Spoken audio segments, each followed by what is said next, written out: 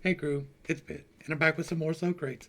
Today we're going to be checking out some more of the recordings of Plato. We're going to be talking about some more Timaeus. We're going to be picking up right where we left off in the last one.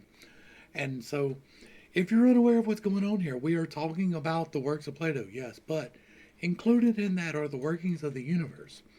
Yesterday we talked a bit about manifestation, and we talked a bit about what the actual components, as far as they could determine, actually constituted the universe. And they broke it down into four elements because that is all that they could really understand. And so they broke it down into fire and air, earth and water. And we're all familiar with those things. And they also have spirit, which is a separate thing, which inhabits souls and then is placed into a corporeal form. We dealt with all of that yesterday. Today, we're going to be dealing a little bit with math, but we're not going to be deep diving into the math. We talked already about how these people believe heavily in geometry, and they use geometry to say a lot of things. And so we're going to read through, and they're going to be talking about geometry, and some of it is going to be a little bit dry and boring. And if you bear with me, I will much appreciate it, but I'm going to try and show you what they're talking about without having to draw out the lines and all of that things. I've got some examples pulled up to show you. So let's start where we left off. And this is Timaeus. Sorry. I think this is Timaeus. It might be Critias, but it's addressing the formation of the universe, and he's just finished addressing the four elements. But now I must attempt to show you the structure of each of them and their origin by means of an unfamiliar account. And yet, since you have been involved in the courses of education that I must draw upon to demonstrate my assertion, you will follow me. And that's where he's talking about geometry. Now, in the first place, fire and earth, water and air are bodies, as is obvious to everyone, I presume, and the form of every body also possesses depth. And it is absolutely necessary that depth, in turn, be contained by a flat surface. And any straight-sided flat surface is constructed from triangles. All triangles originate from two triangles, each of which possess a single right angle, while the others are acute. One of them has half a right angle on either side, divided by equal sides, while the other, while in the other case, the portions of the right angle are unequal, apportioned by unequal sides. So let's pull up our first demonstration here. Now, what he is talking about is isosceles and equilateral. Not, not really talking about the right angle and acute side based on angles. He's talking about the sides and how they are arranged, and the 45 and 45 that he's talking about in the equilateral triangle, when you add them together, make 90. Oh, scalene is not really recognized here. It is mainly just talking about equilateral, which means all sides are equal, and isosceles, which means that two sides are equal. Scalene is no sides are equal. So it does, I think they do get into that, but we're not there yet. Oh. And all triangles originate from the two triangles, right? It's either, well, actually, this is talking about either it's a right angle or it's not. When it's talking about this, it either a single right angle while the others are acute. Oh. One of them has a half right angle and divided on equal sides. So you either have a right angle or you have a not right angle, like either acute or obtuse.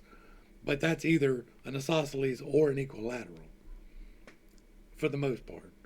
I think that's where they're going with it. Like, this is why I don't get deep into the geometry. Like, geometry is something. And while in the other case, the portions of the right angle are unequal, apportioned by unequal sides. So proceeding on the basis of the likely account accompanied by necessity, we propose this as the cause of fire and the other bodies. But any causes still higher than these, God knows, and so do any men who are dear to him. So we need to state what the most beautiful bodies would be, four in number, dissimilar to one another, and yet capable of arising from one another, in some cases when they are broken apart. For once we accomplish this, we are in possession of the truth concerning the generation of earth and fire and whatever lies between them, in a proportion. Indeed, we shall not concede to anyone that there are visible bodies more beautiful than these anywhere, each based on a single type. So we must be eager to construct the four types of body that excel in beauty, and to declare that we have sufficiently understood their nature. In the case of the pair of triangles, there is only one type of isosceles triangle, but an unlimited number of scalenes. There you go, that's the two. Therefore, we must proceed to select the most beautiful from this unlimited number if we intend to begin methodically. Yet, if anyone can declare that he has chosen something more beautiful for the construction of these bodies, he will be victorious, not as an enemy, but as a friend. And so, passing over the others, we propose one of the numerous triangles as the most beautiful, and one from which the equilateral triangle is constructed as a third. The explanation is a longer story, but if anyone refutes this and discovers it's not the case, the prize is his, as a friend. So, what he is saying here is the long way around. To the best of our knowledge,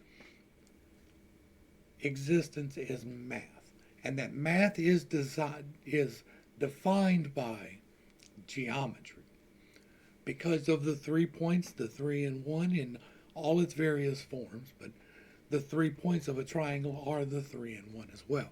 And so you have the body, which would be the right corner, right? And then you have the mind, which proceeds out from the body, and then you have the spirit, which completes the union of the two.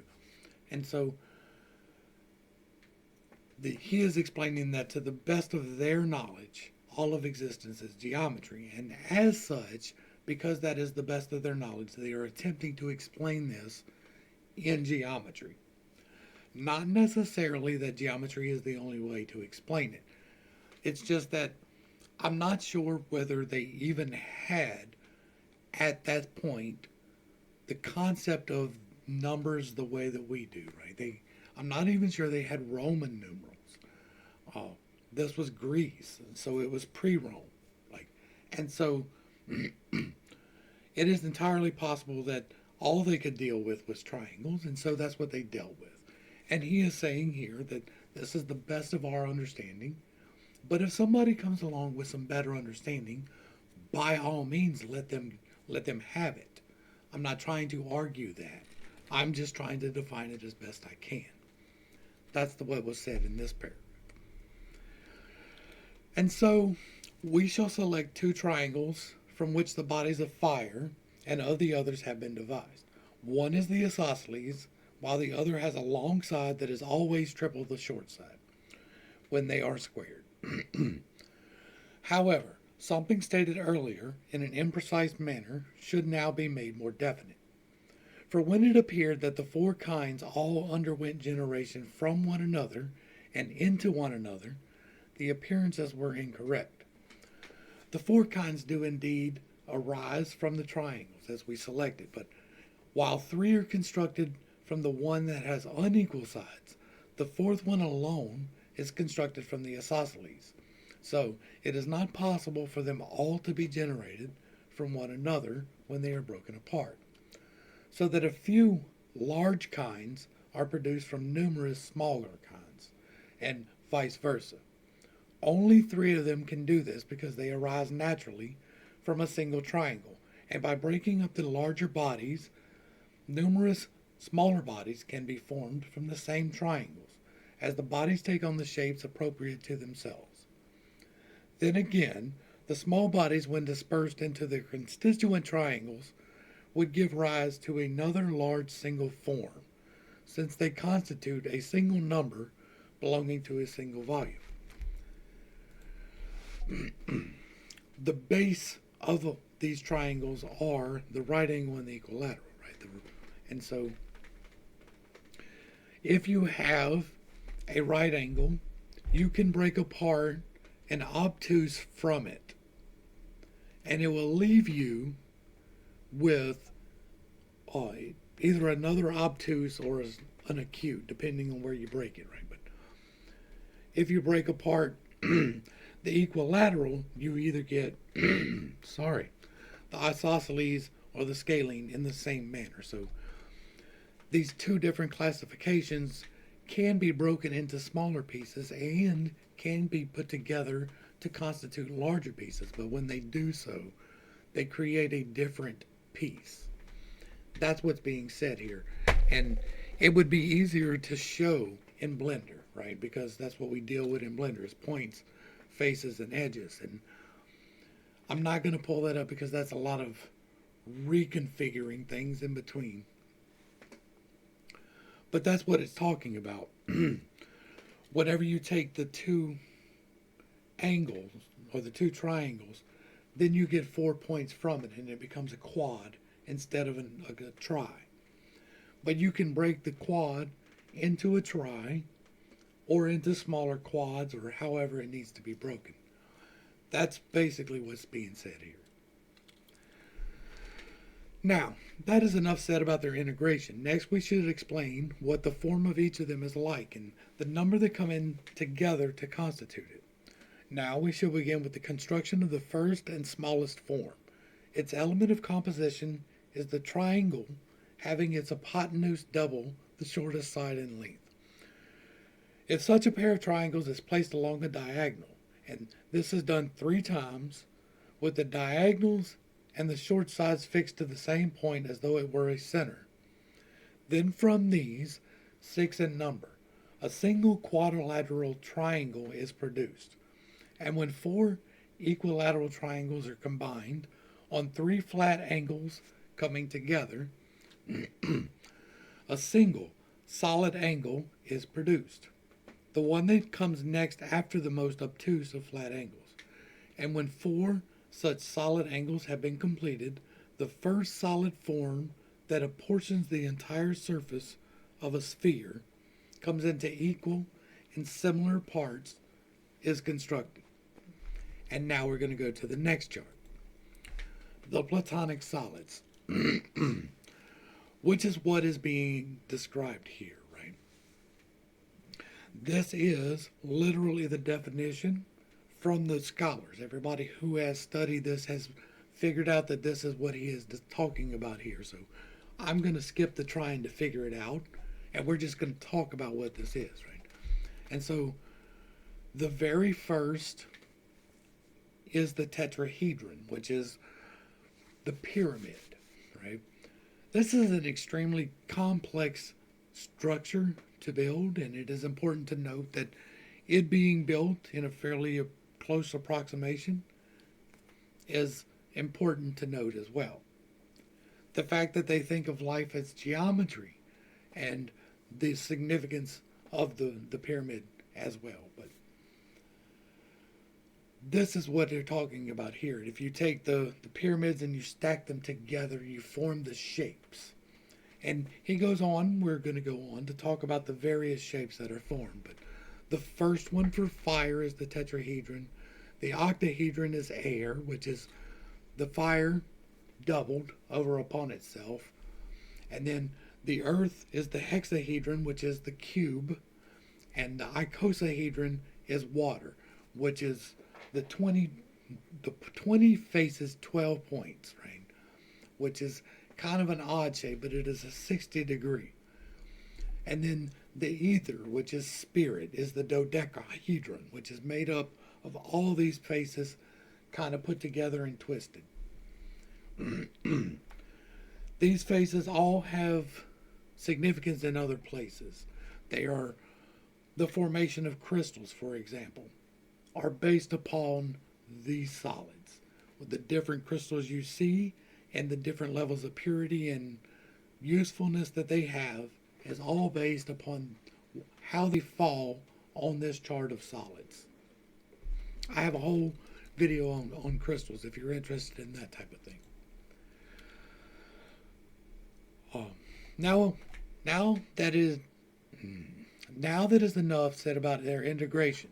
Next, we should explain what the form of each of them is like and the number they come together to constitute it. Now we begin with the construction of that's the one we just did. Okay.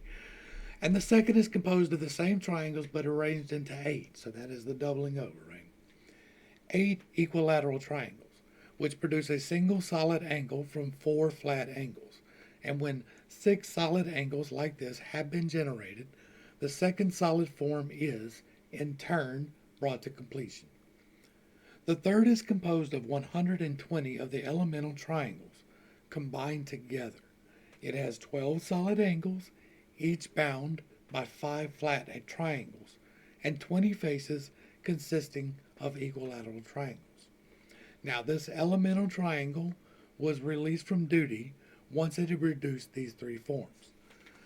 And the isosceles triangle then produced the fourth kind, when it was assembled in groups of 4, with their right angles joining at the center to form a single equilateral quadrangle. And 6 such surfaces, when brought together, produced 8 solid angles, each consisting of 3 flat right angles, and the shape of the assembled body was the cube with its 6 flat equilateral quadrangular faces. One construction still remained, the fifth, and God used this in order to embroider the shapes of the universe. And again, that is these 5 shapes right here, is what he is describing. Now, suppose someone considering all this with due measure were to become perplexed over whether we should say there are an unlimited number of worlds or that there is some limit. He would regard the opinion that the number is unlimited as belonging to someone who is actually inexperienced on issues, whereupon he should be experienced. But, on the other hand, the question of whether it is, in truth, ever appropriate to say that there is a naturally 1 world or 5, or if he were to stop there, would provide more reasonable grounds for perplexity. Now, I talked about my beliefs, right? And I made clear that they were my beliefs that there is a multiverse. Now, our approach, based on the likely account, reveals that it is, by nature, a single God, but someone else, in view of all some other considerations, may form different opinions. And what he is saying there is what I said, is that don't take this as the hard truth. This is our best understanding of it, and he's relaying it to us in the same manner that I relayed my best understanding to you. But if someone comes along with a better idea, by all means, let us join with them. If they can prove to us in a way that is sufficient, in however that is, then by all means, let us change to them. Now, we should dismiss this fellow and allocate the 4 types that have been generated to fire, earth, water, and air. So let's assign the cubic form to earth, since earth is most immobile of the 4 types, and it is the most malleable of bodies. So, it is especially necessary that this be the sort that has the most stable basis. And of the 2 triangles we proposed at the outset, the one with equal sides is naturally more stable than the one with unequal sides.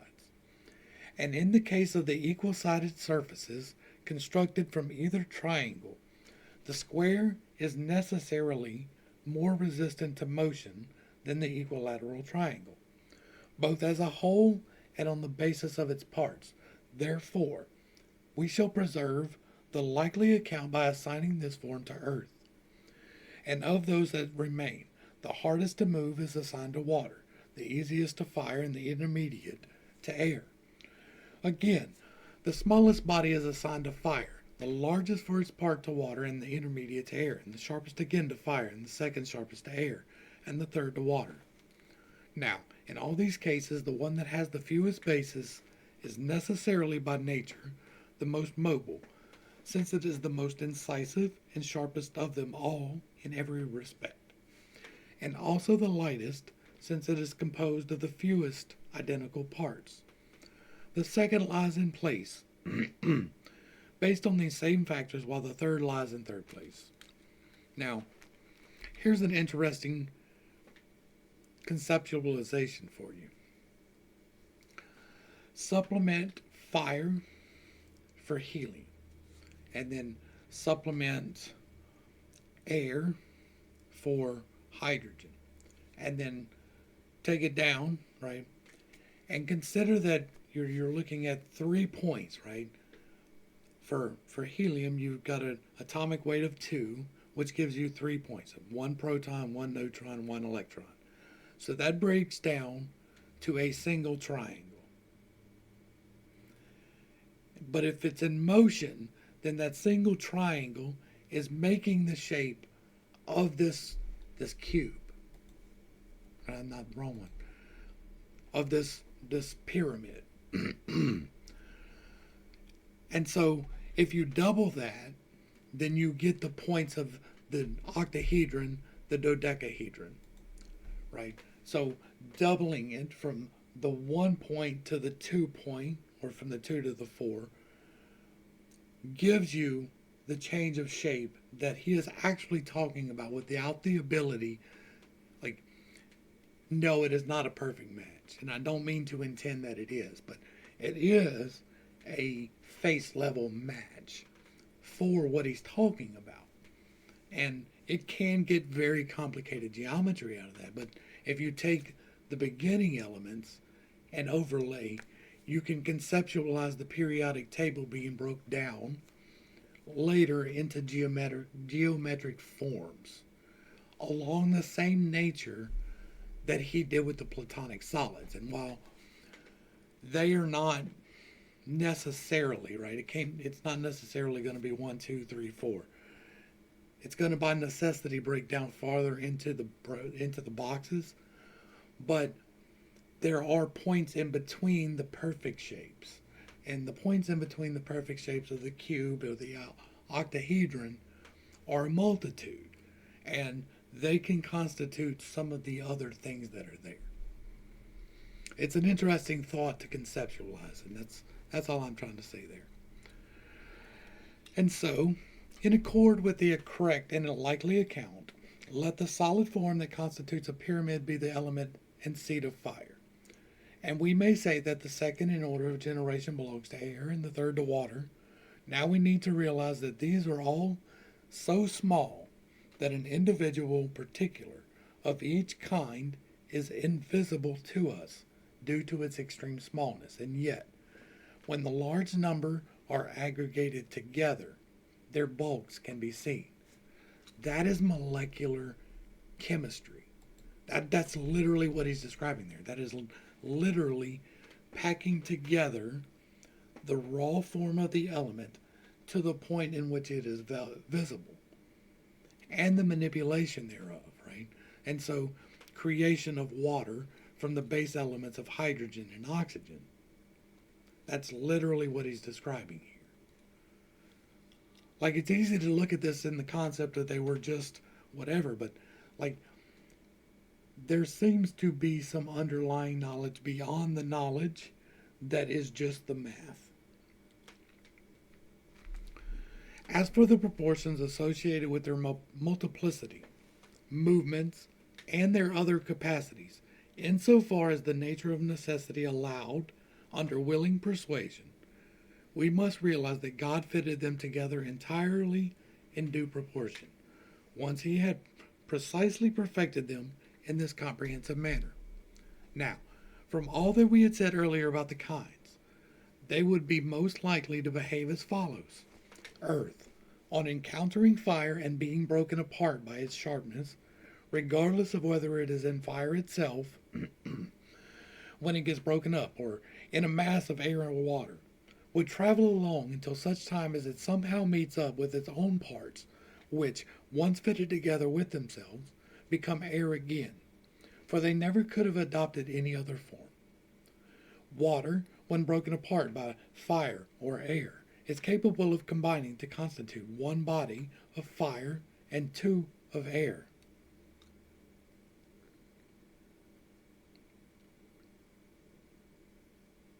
Really? Really? Is that not interesting? Is that not something that strikes your interest? This was the better part of 3,000 years ago. And he just described hydrogen and oxygen combining or being broken apart to form water. Because if you take water and you break it apart, you get three parts, but it's not three individual parts. It is one part and two parts. That's interesting, my friends. That right there is why I do it. That is why we are reading through the works of Plato. Because the little nuggets just like that, like 3,000 years ago, this is before Newtonian physics was ever a thing.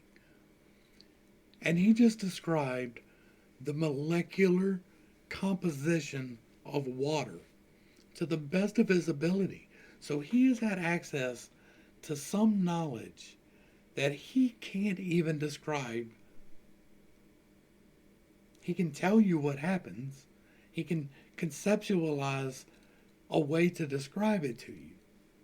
But he has no knowledge of atoms, protons, electrons, and neutrons, and all the things that constitute it. But he saw something.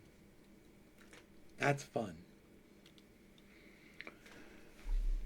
And again, when a little fire is surrounded by a lot of air or water or even some earth, and is in motion with them, does battle, gets defeated, and is shattered, two bodies of fire combine into a single figure of air. And if air is defeated and broken into pieces, one whole figure of water will be compounded from 2.5 of air. In fact, we may consider them again as follows. Whenever one of the other types is surrounded by fire and is cut by its sharp corners and edges, it stops being cut once it recombines into the nature of fire. For in each case, a kind that is same and similar is unable to effect any change in, or be affected by, anything that is the same as itself and has similar characteristics.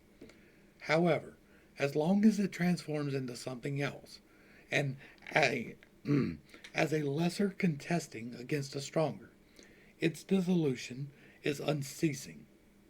And furthermore, whenever a few smaller units, being surrounded by many that are larger, are broken apart and quenched, then, if they recombine and adapt the form of the dominant union, their quenching causes, and air arises from fire, or water from air.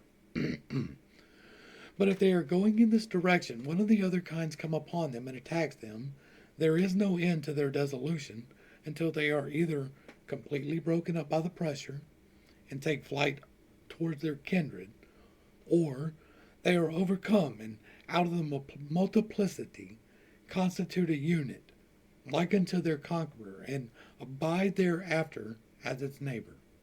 And indeed, during these processes, they all exchange their locations, for although the vast bulk of each kind is set apart in its own place because of the motion of the receptacle, yet those that are in the process of becoming, unlike themselves, but like unto others, are borne by the shaking towards the place belonging to the kinds they are becoming like. That's the law of attraction, y'all. As you are being shaped into the vessel that you are becoming, you are attracted to the like. You are the sum of the people that you surround yourself with. All of these are the same attempt at the same concept, right? Now, that's me reading into this, of course, but that's what we do here. And so we had talked before about the shaping and the separation into like and like. And as you no longer fit in here and you are shaken and refined into the new, you move over into the like. It's a nice concept. Now, it is through such causes as these that the unmixed and primary bodies have arisen, and yet the different types that exist within these forms of these four must be attributed to the construction of the two elementals. This initially produced a triangle in each case, that was not of one size only. Rather, some were smaller, some larger, and the number of different sizes corresponded to the number of different types among the four kinds. And so, they recombine themselves and one another. Their diversity is unlimited. A diversity that must be contemplated by anyone who intends to have recourse into the likely account in relation to natural phenomena. Now, if there is no agreement on the origin of motion and rest and the manner in which they arise, our subsequent reasoning would be much impeded. And although something has been said about them already, the following should still be added. Where there is uniformity, motion is never inclined to arise, for it is difficult, impossible really, that there be something that is to be moved without that which is to move it. For something to be a mover without something that is to be moved. In the absence of these there is no movement, yet it is impossible for them to ever be uniform. So, accordingly, we should always propose that there is rest in uniformity and motion in non-uniformity. And furthermore, the cause of the non-uniform nature is inequality. So, if like attracts like, then being in the midst of unlike is uncomfortable. And so you are therefore transformed. But you have to be acted upon by an outside force, because there is no creation of anything without the outside. Contained within the laws of creation that we talk about a lot in here is this. If you do not expend the energy, then nothing can happen. An object at rest tends to stay at rest, and an object in motion tends to stay in motion. And so you have here conceptualized sameness and other, right? We've talked about that extensively. And so sameness cannot move and other cannot stay still. And life happens in between them. We are constantly in a flux between the sameness of before birth and after death and the otherness that is the trial and traversal of life. We have indeed described the origin of inequality, but we have not said precisely why there is not a cessation of their motion and mutual interchange, once each of the four has been separated according to their kinds. We shall resume our account of this topic now, since the circuit of the universe encompasses these four kinds and, being circular, is also inclined by nature to revert towards itself. It compresses them all and tends to allow no empty space to remain. Therefore, fire has indeed penetrated everything else to the greatest extent, air to the second greatest extent as it is, by nature, second in degree of fineness, and so on for the others, for these form the largest components leave the most empty space in their structures, while the smallest leave the least. So the coming together of compression forces the smaller into the spaces of the larger, and when the smaller are placed alongside the larger, and the lesser split the greater apart, or the larger force the lesser to combine, they are all borne in one direction or another towards their own locations. For as each changes in size, it also changes the position of the location that belongs to it, and in this way, on account of these processes, the generation of non-uniformity is always preserved, and it continually produces the unceasing alteration of these bodies, now and in the future. So what do we have here? We have erosion. We have the forces of time and decay being described to a greater or lesser degree, right? Decay can be seen as fire or earth even breaking apart the fire of spirit. So it is the cessation of growth and change in time.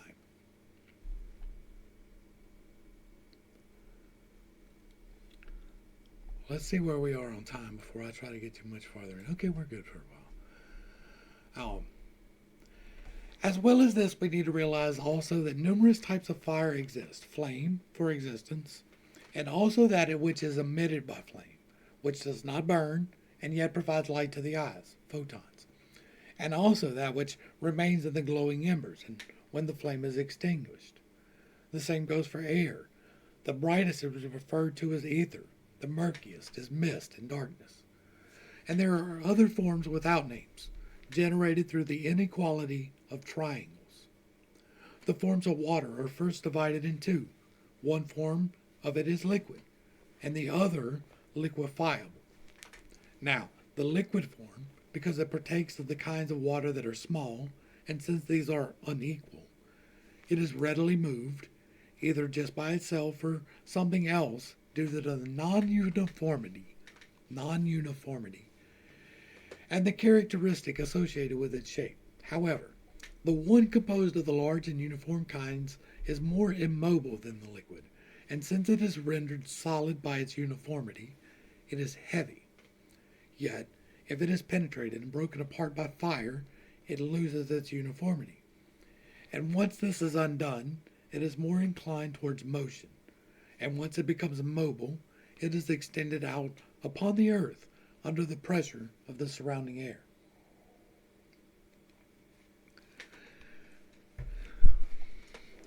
Each of these processes has acquired a name.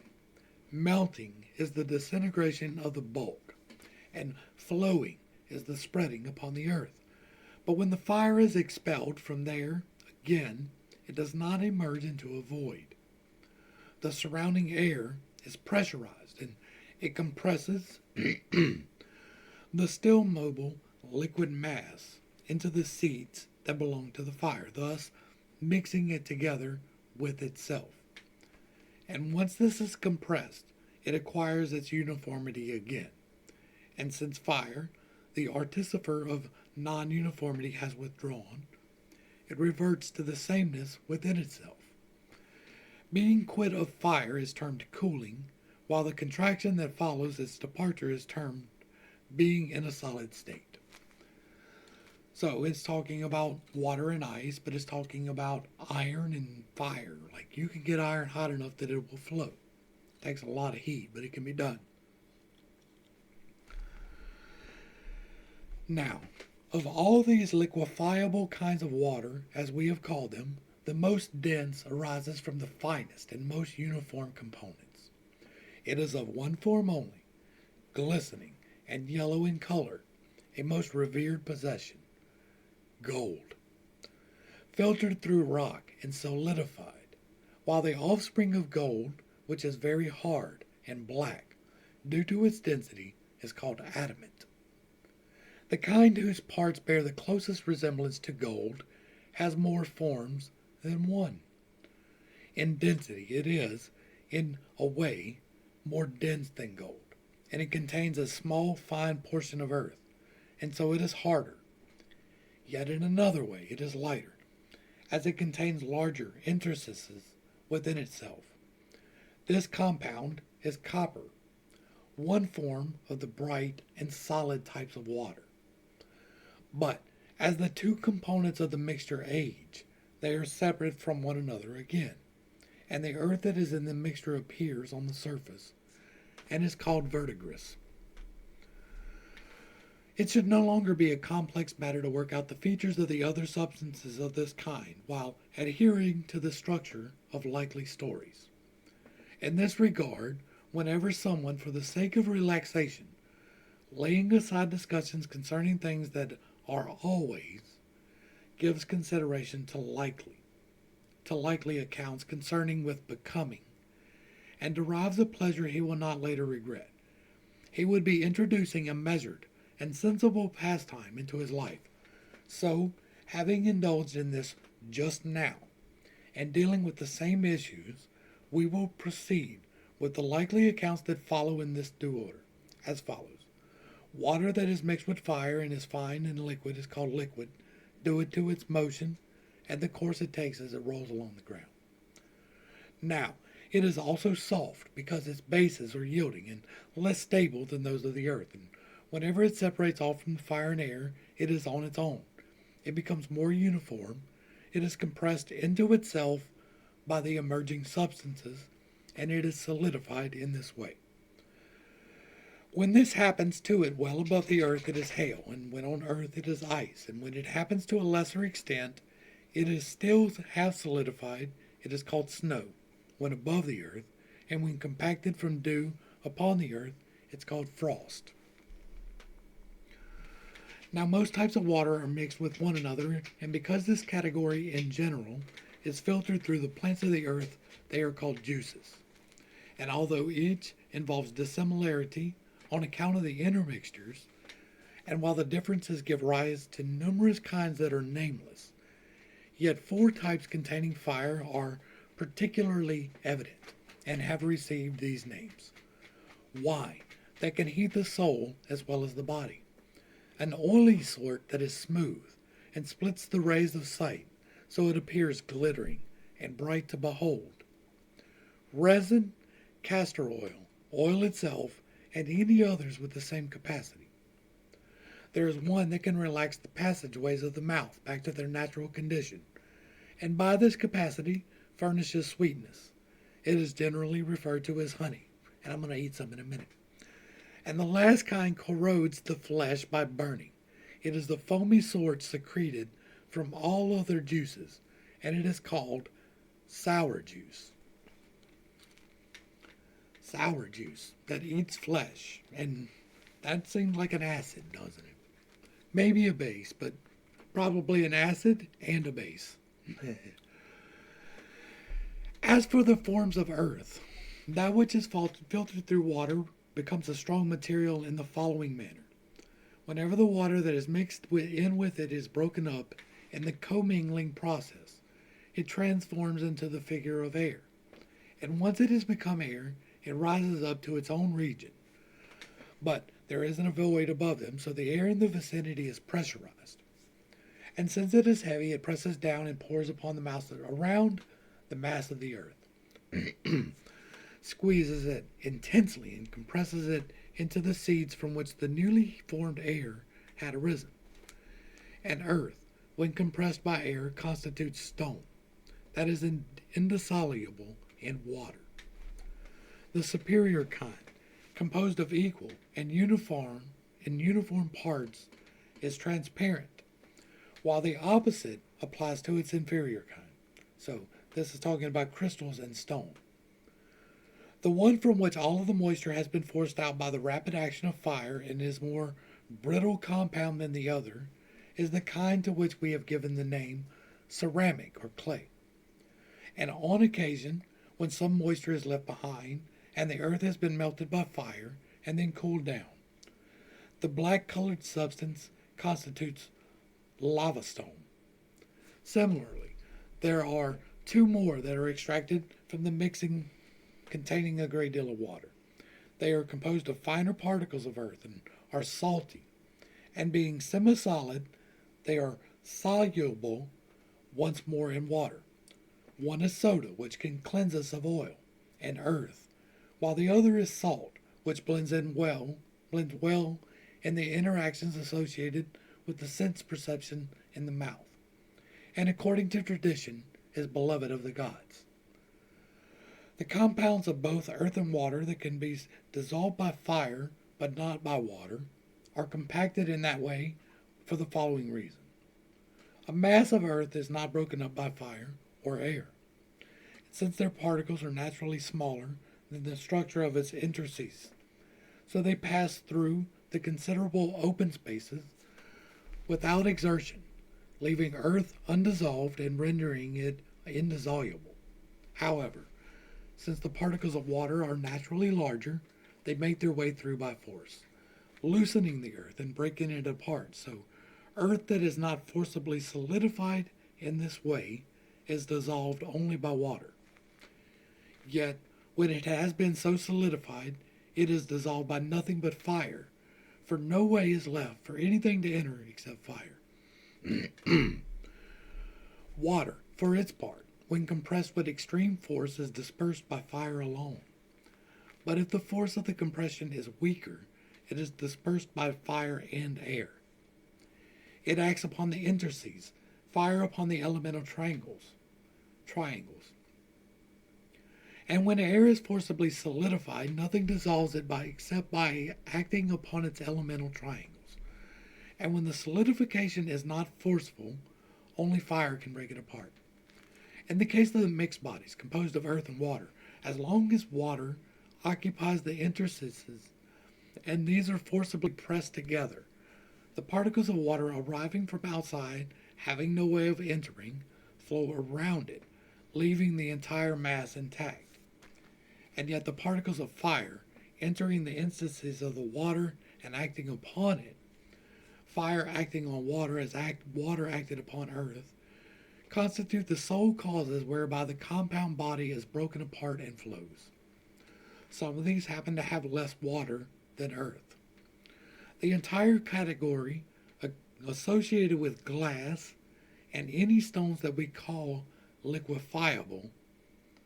Others, for their part, have more water. All materials that are wax-like or useful as incense. Okay, and I think that this is where we're going to break it apart, because now that we have discussed the making of matter, next they're going to be talking about the making of fire, and that's a really natural place to end this, so we're going to go ahead and do that. We'll end that here. Hopefully I brought a little bit of enlightenment and not too much confusion to a somewhat difficult topic. I know it's a little bit dry and hard to go through all these triangles and things. That's why I did try to break it up a little bit with some visual aids. It is not hard to conceptualize the exercise that I showed you. And from that, you can extrapolate more. I didn't really want to pause it a whole lot more and talk about it. So each one of these elements, you can conceptualize the same thing happening.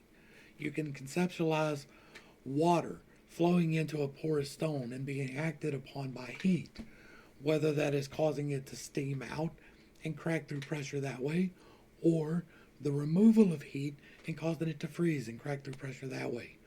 It still happens through geometry. Geometry was their best way of conceptualizing these things. Algebra and mathematics were not quite a thing, I don't believe, at this point. I could be wrong, but I don't think.